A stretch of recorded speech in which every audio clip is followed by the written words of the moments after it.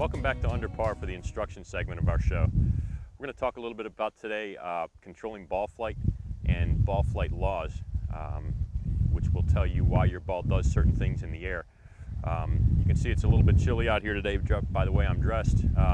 This spring we've been experiencing a lot of windy conditions, cooler air, things that will affect your ball flight while you're out playing around the golf. So we're going to tell you how to control your ball flight in those windy conditions, and also what makes your ball curve right to left, left to right, and that sort of thing.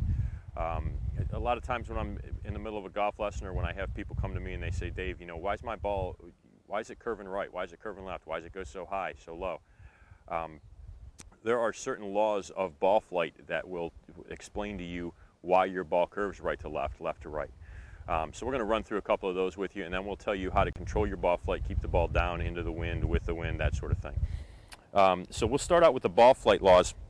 There are a couple simple concepts that we'll show you by laying some clubs down on the ground that will help explain to you why your ball does what your ball does. I'm going to use this club right here to lay down on the ground, and this will be my target line. We're going to aim it out at the tall tower out there. Whenever you lay clubs down on the ground, it's always a good idea that you walk behind the club here and take a look down the target line. Make sure that you have that club aimed directly at your target. Okay? Now, for visualization purposes, if you take a golf club while it's swung that's traveling down the target line with a square club face, okay? Club face square to your swing path, you're going to get a ball that flies straight. You're going to get a ball that curves if your club face is at odds with your swing path.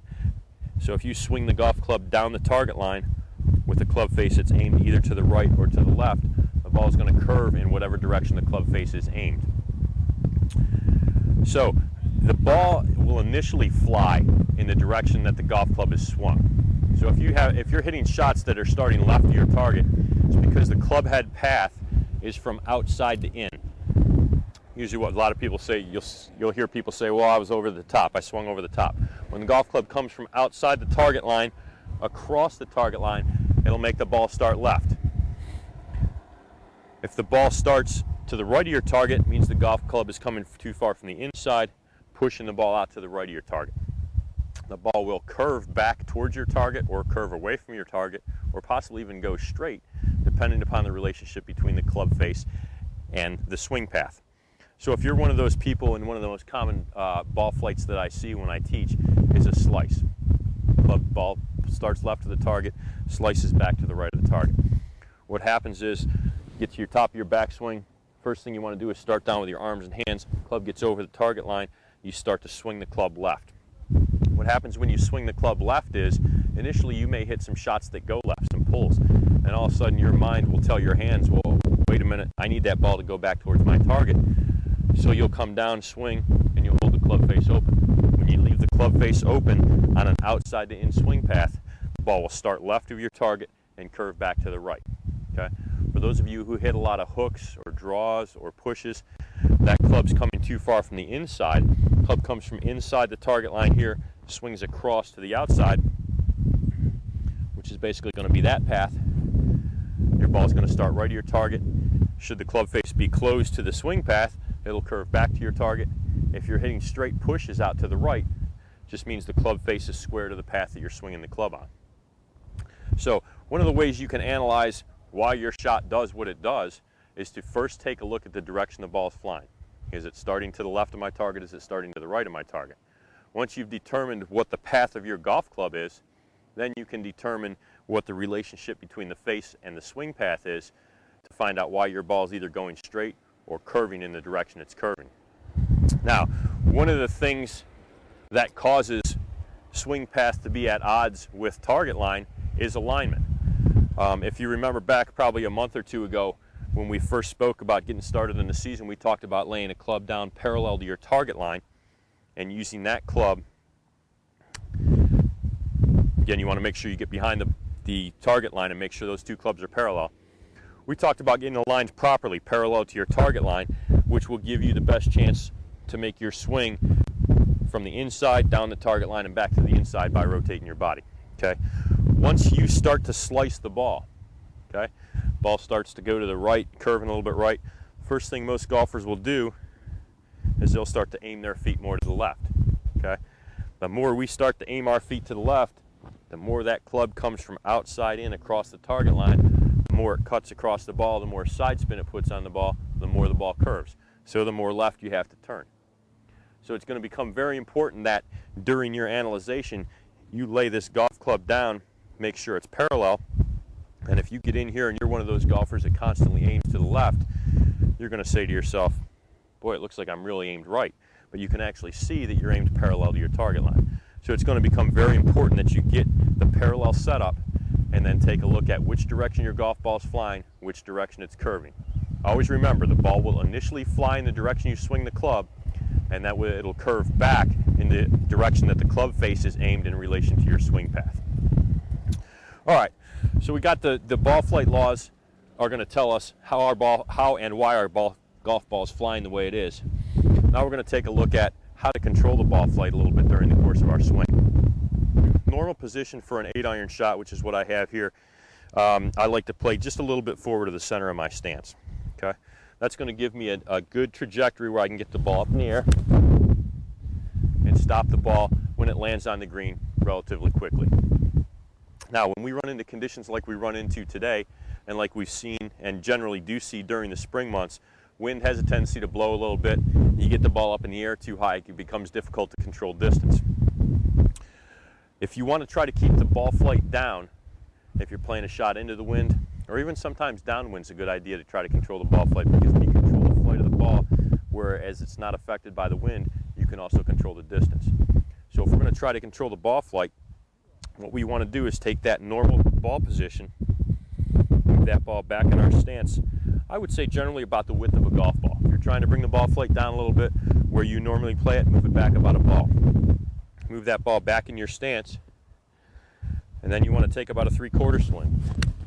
Okay? You don't want to swing as long, because the longer the swing, the more speed you create, the more backspin you create. The more backspin you create, the higher the golf ball wants to fly in the air. The higher the golf ball flies in the air, the more it gets affected by the wind. Okay? So all we're trying to do is lower ball flight very simply by moving the ball back and reducing the length of our swing. Therefore, there's no need to try to change what you're doing with your hands, try to change your aiming, try to slow the swing down, any of those type of things. Always want to make sure that we get the ball back, just like I say, about the width of a golf ball. 3/4 swing will slow the speed down, it'll bring the ball flight down, and it'll be a lot easier to control your distance. Okay. And finally, when we talk about ball flight, like we talked about ball flight laws earlier, a lot of people say, well, how come I hit my, I slice my 3 and my 4-iron, they curve 10, 20 yards offline, but I'm hitting my 9-iron and my pitching wedge straight. One of the characteristics of ball flight is that backspin will always have a tendency to override side spin. So the more backspin you create, the straighter the ball is going to fly. The higher lofted irons, 9-iron pitching wedge, will fly a lot straighter than the 3 and 4 irons because they create a lot more backspin. Backspin is what makes the ball climb up in the air. So that's what makes those clubs a lot easier to hit straight, because you're creating much more backspin. And finally, if you want to talk about backspin, one of the questions I always get is, Dave, how come the pros, how do they spin the ball so much? Why do they hit it on the green and spin it back? Well, that's fun to watch, and it's great to see on TV, but believe me when I tell you, pros hate backspin, because pros can't control backspin. You can control it to a certain degree, but if you're hitting a shot in there and it may spin back 10 feet one time, it may spin back 30 feet another time. You want that ball to take one hop and stop.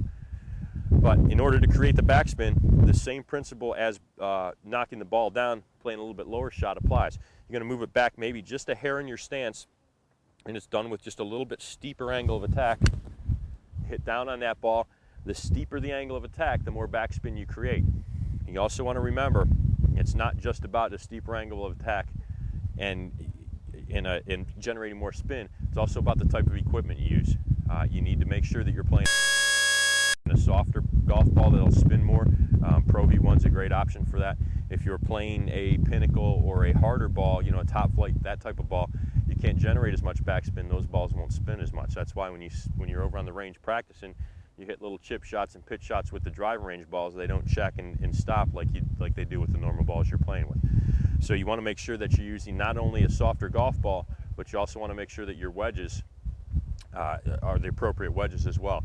Titleist Vokey wedges, the new spin milled wedges, which came out towards the end of last year, a little bit squarer grooves than the normal standard wedges.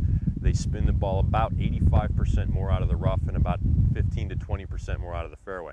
So those added advantages will help you create a little bit more backspin, as well as playing the ball back in your stance and a little bit steeper angle of attack.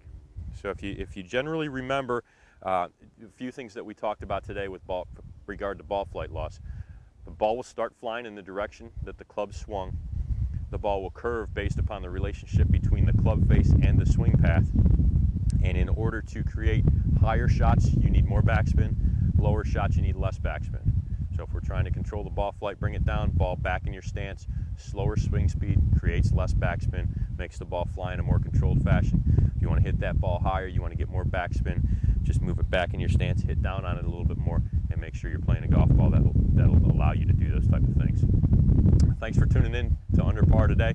Look forward to seeing you again in our next session.